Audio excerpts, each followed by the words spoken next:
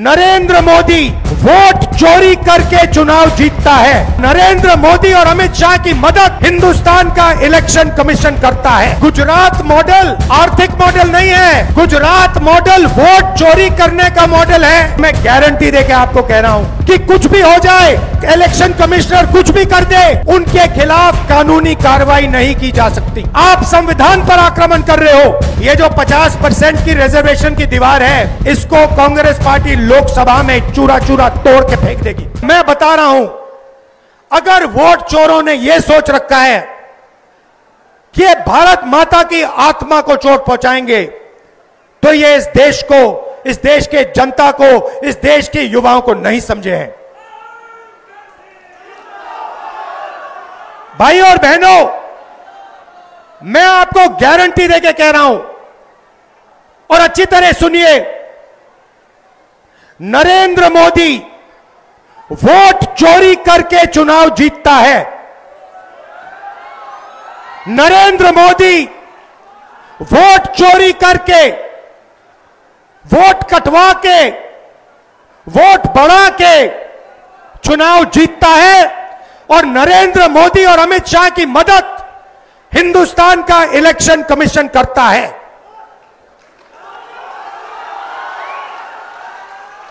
और सुनिए, 2023 में जब हमें बात समझ आनी शुरू हुई, जब हमें सबूत मिलना शुरू हुआ, एक नया कानून आता है।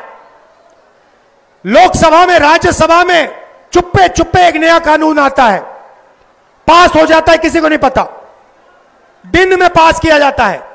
पता है क्या कानून था? कानून था कि कुछ भी हो जाए, इलेक्शन कमिश्नर कुछ भी कर दे, उनके खिलाफ कानूनी कार्रवाई नहीं की जा सकती।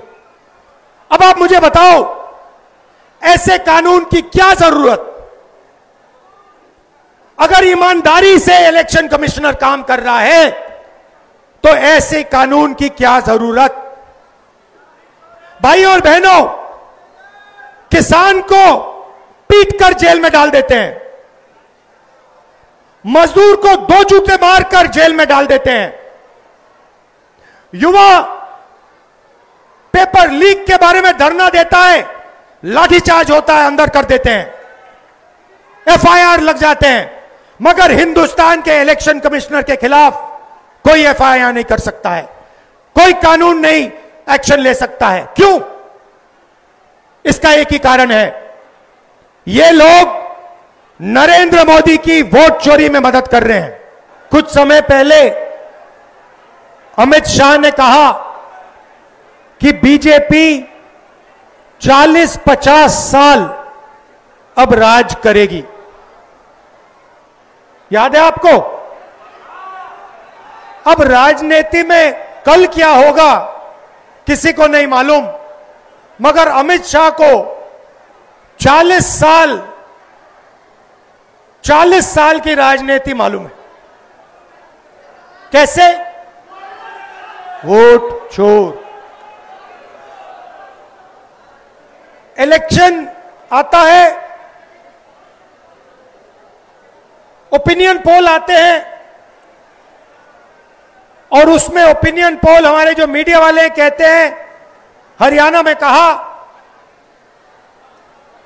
कि कांग्रेस पार्टी जीतेगी, नरेंद्र मोदी और अमित शाह कहते हैं बीजेपी जीतेगी, और आंकड़े देते हैं 300 पार। 2014 में, 2019 में ओपिनियन पोल कुछ और कह रहे थे। नरेंद्र मोदी जी 2019 के चुनाव के बाद रिजल्ट आने से पहले प्रेस कॉन्फ्रेंस करते हैं, कहते हैं 300 सीटें आएंगी।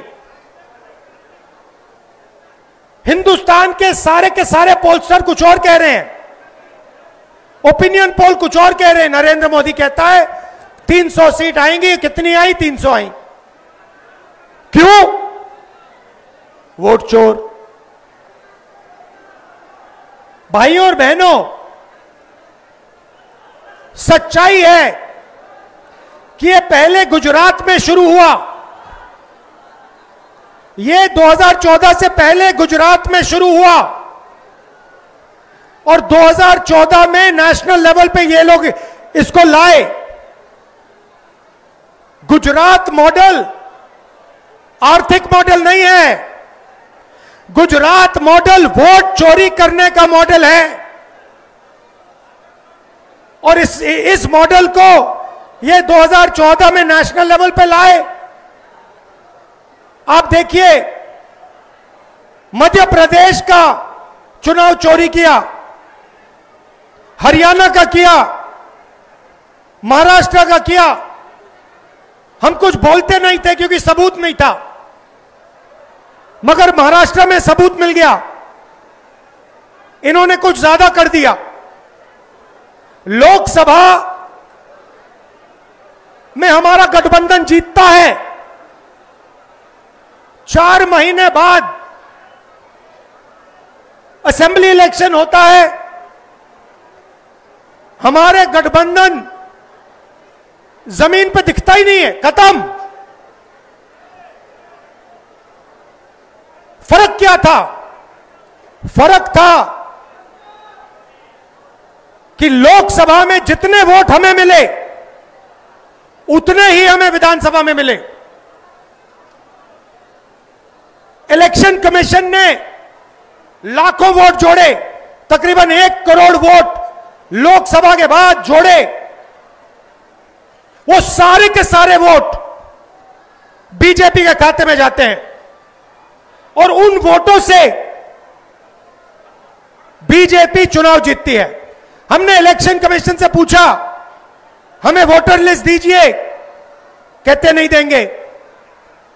हमने कहा वीडियोग्राफी दिखाइए, कहते नहीं देंगे। और उसके बाद कानून बनाते हैं कि 45 दिन में वीडियोग्राफी खत्म कर दो। हरियाणा चोरी किया गया, महाराष्ट्र चोरी किया गया, लोकसभा चोरी की गई। हम दिखाएंगे आपको सबूत के साथ, जैसे हमने माधेपुरा में दिखाया, सबूत के साथ हम आपको दिखाएंगे। बिहार में हजारों लोग हमसे मिले, हजारों लोग मिले, कहते हैं भैया हमने तो वोट किया, 3-4 बार वोट किया, हमारे पास सारी की सारी आईडी है, हमारा वोट काट दिया। हजारों लोग से मैं मिला हूं यहां पे,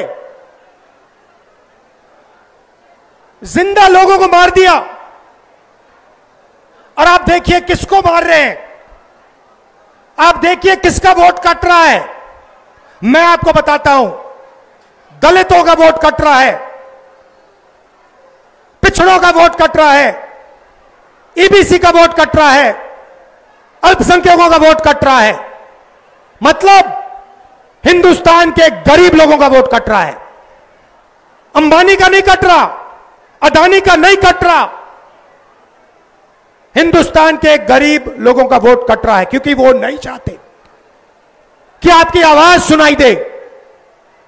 वो नहीं चाहते कि आप अपनी जमीन की रक्षा कर पाओ। वो नहीं चाहते कि आप पेपर लीक के सामने खड़े हो पाओ।